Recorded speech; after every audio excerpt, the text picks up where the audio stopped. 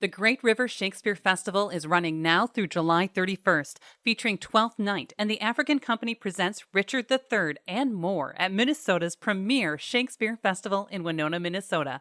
Buy tickets online at grsf.org. Great River, great drama. This podcast is also brought to you by Trempealeau County Tourism. Whether your idea of fun is bicycling, hiking, or canoeing, afterwards head into the heart of one of their welcoming communities to experience historic architecture, independent shops, and locally owned dining establishments. Visit Trempealeau County Tourism online.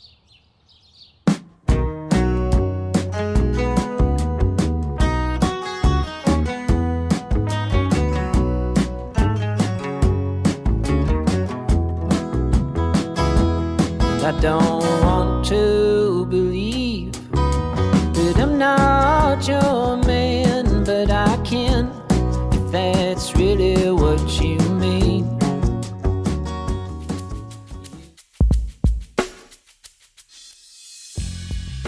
We connect with Sunde on music, his new album, 9 Songs About Love. Process for recording and writing, visual inspiration for music videos for the album, the COVID experience as a musician, and upcoming shows at the Great River Folk Festival and Midwest Music Fest. You can find more conversations, food reviews, live music, and events on our website, lacrosselocal.com. I'm Amy. And I'm Brent. And this is Lacrosse Local. My name is John Sunde. I was born in Amory, Wisconsin, a little town in western Wisconsin.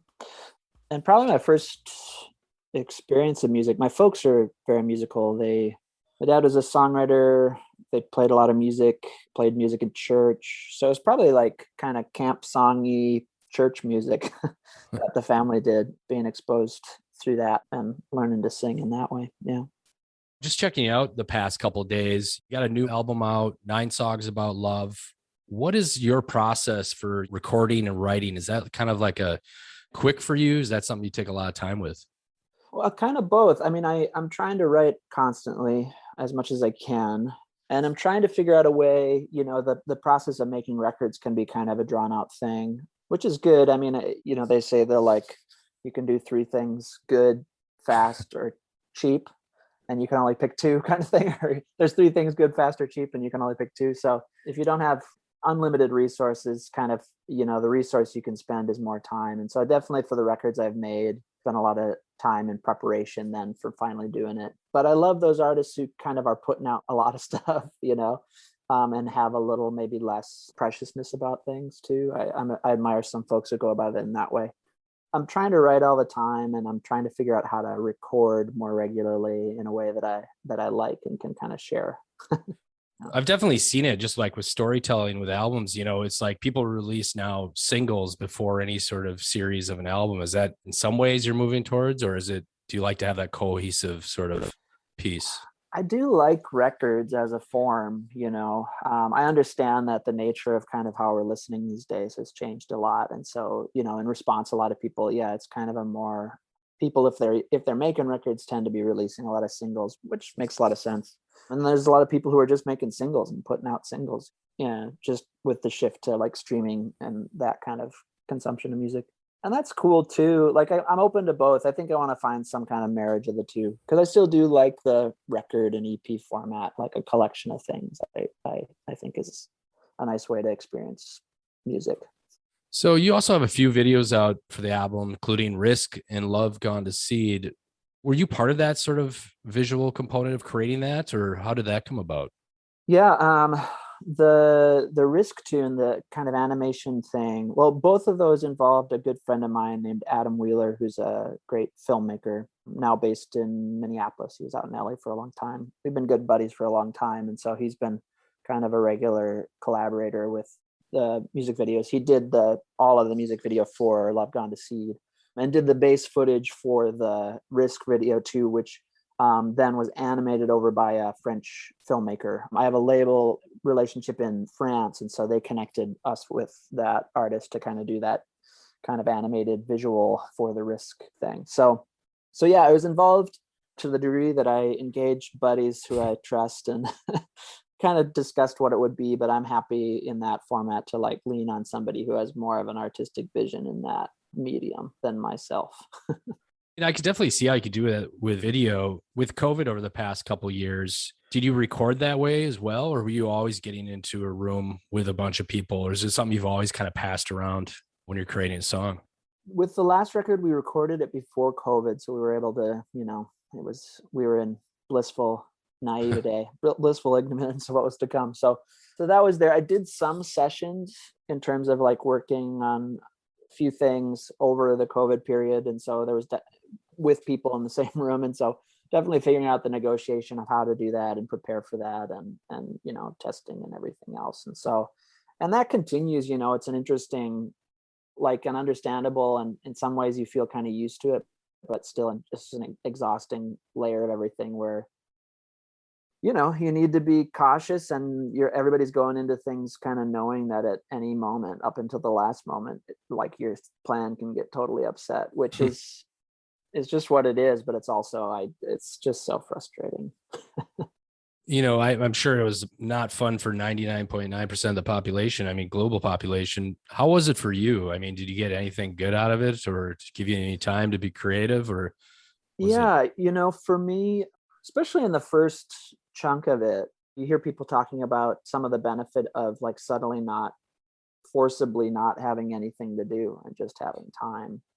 There were definite benefits in terms of like, it allowed me to, I feel like a week before the world shut down, I had been talking to a friend where I was like, you know what, I think I need to just like, I don't know, rent out an Airbnb somewhere or something and like dedicate some time to writing, because I just have felt too busy where I couldn't kind of fully focus. And then all of a sudden the world shut down and I had as much time as I wanted to focus for, the next couple of years, or at least that first like year.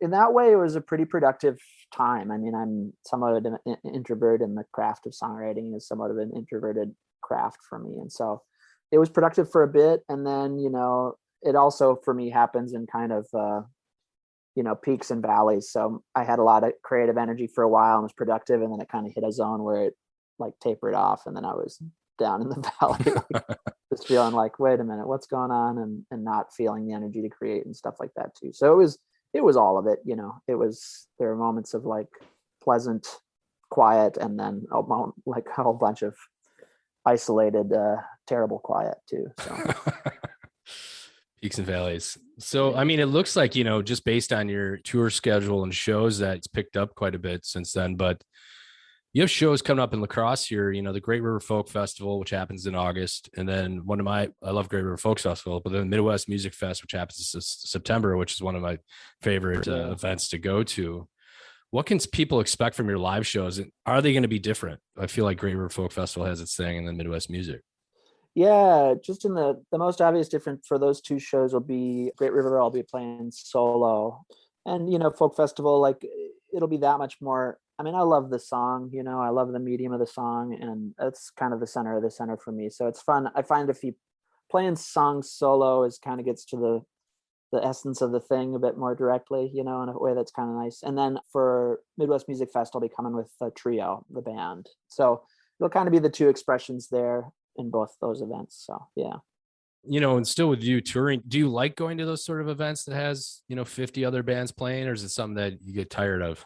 Yeah, it can be a mixed bag. Sometimes it's great. Sometimes it's exhausting. It's like everything, it's been cool to watch Midwest Music Fest especially kind of develop over the years, and kind of, it's a job to figure out how to present a festival, and it's not easy. And so sometimes there's those growing pains of like for an artist going to an event where people are still figuring stuff out, and it can be a little clunky and whatever, but then it's also can be a total joy when it's done well, and the community has been built around the festival, and people are invested in that way. And so yeah, I guess it's kind of a everything answer, but like sometimes it's great and sometimes it can be a little hard.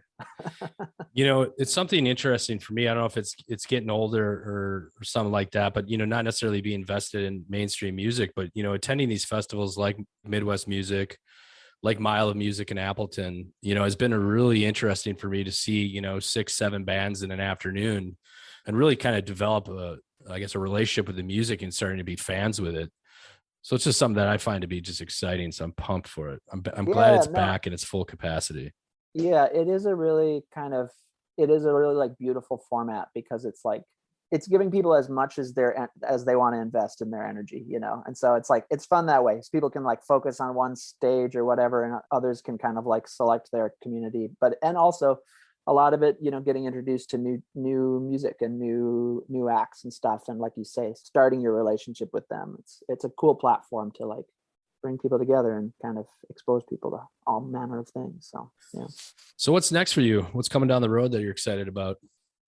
I'm doing a bunch of writing and some fun collaborations, kind of some collaborative projects that'll be separate from my solo thing, which I'm excited about. But then we're also in the midst of finishing up a new record for the Sunde project that'll hopefully come out here in the early new year of this coming in 23. So yeah, I'm excited to be working on all those things. So what's the best avenue for people to find out more? Yeah, you can find info and kind of links at jesunde.com. Also, the music is on all the streamings, on the YouTube, on all those places that you can search it out. So yeah, I guess invite people to maybe start there and dig in as much as they want. Lacrosse Local Podcast is a production of River Travel Media. Do you have an interview idea you'd like to share with us? Message us on Facebook at Lacrosse Local. Find out more about us at lacrosselocal.com, and you can subscribe to the Lacrosse Local Podcast on your favorite podcast app. If you like us, rate us 5 stars. We appreciate it.